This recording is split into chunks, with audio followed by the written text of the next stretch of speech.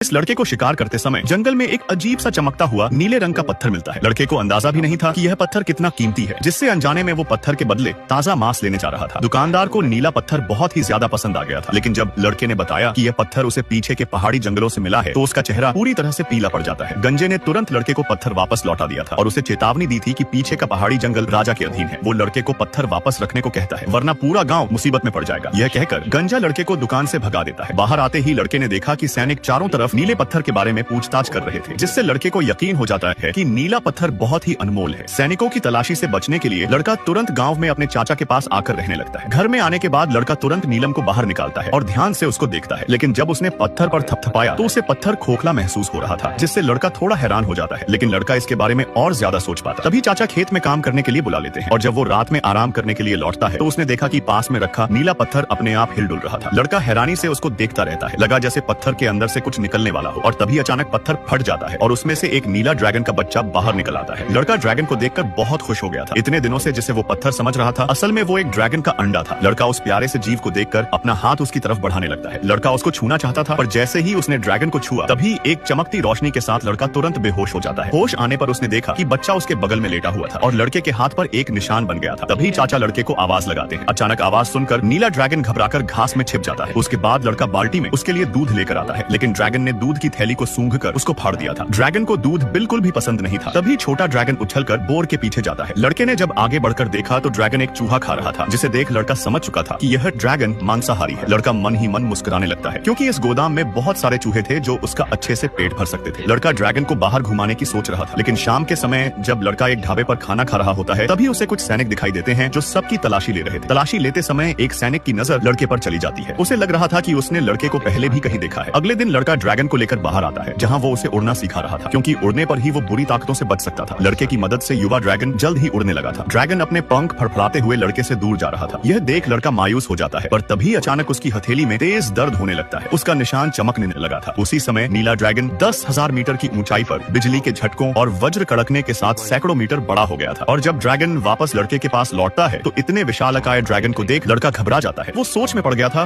कि कुछ पलों में ही ड्रैगन इतना बड़ा कैसे हो सकता है। और जब विशालकाय ड्रैगन लड़के से इंसानी भाषा में बात करने लगा तो लड़के के होश उड़ जाते हैं।